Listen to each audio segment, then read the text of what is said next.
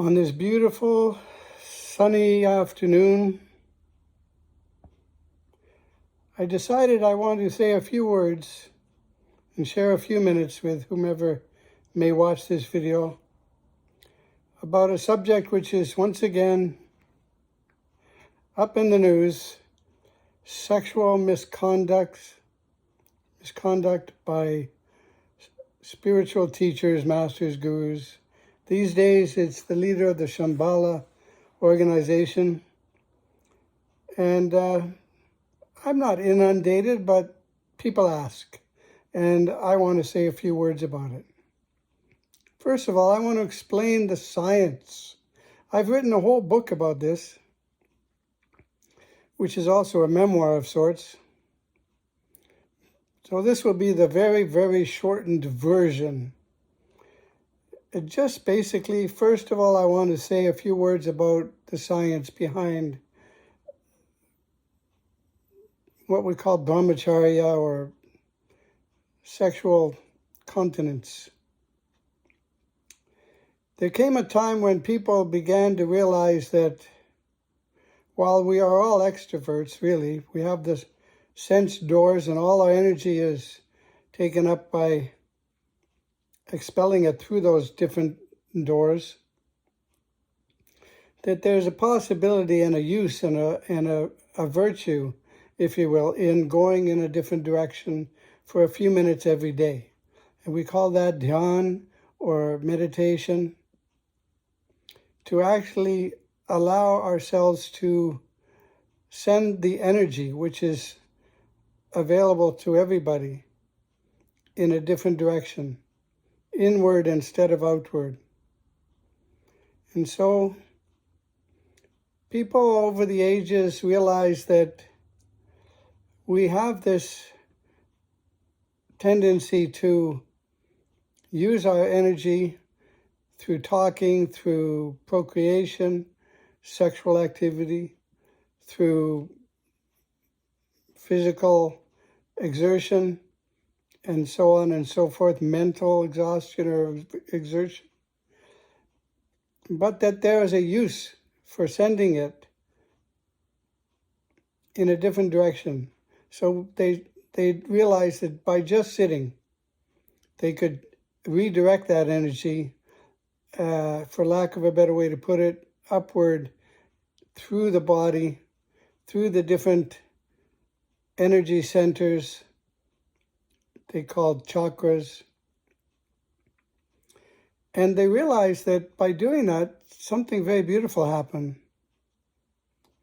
The whole system gets flooded with an increase in intelligence, an increase in energy, a rejuvenation, a kind of bliss consciousness we call Satchitananda, absolute bliss, and also a certain power of sorts to be used brilliantly for any endeavor that we also are involved in, and thereby accentuating all the goodness which we have latent within us.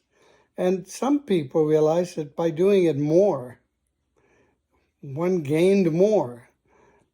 This is not a gain and loss consciousness, but it was understood that way by some. And rightfully so in some sense, to some extent. I won't get into that at this time. But those people began to sit more, began to stop more, began to redirect that energy more. And in that stopping process, we stopped also talking.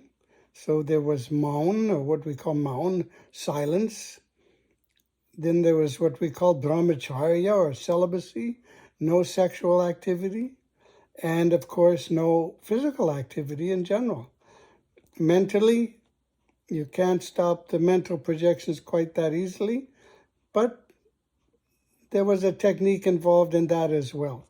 We call mantra or maha mantra, which is and then there's pranayama, but there's also anapana.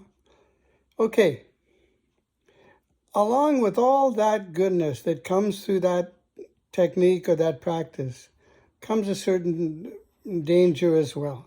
Because when you're young enough and you have all that energy and all those, I guess you'd say, testosterone and hormones, and you have all that going on, if you're forcing yourself in one direction, it can rebound in another direction.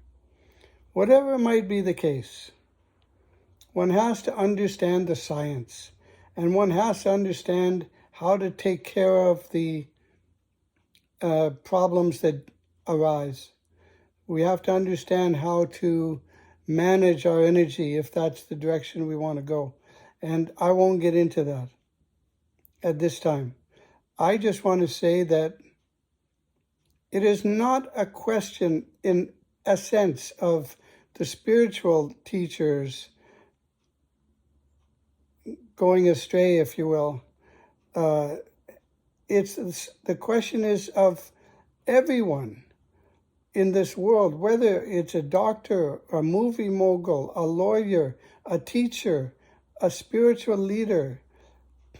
And in that regard, it could be any religion or spiritual group as well, who do not understand directly that we are all interconnected, that we are in fact all one life, that there is all one water permeating the individual waves on the ocean, that there is one life force animating each of our bodies, that there is one sap running through all the individual leaves on the tree, that there is one string connecting all the individual beads of a necklace.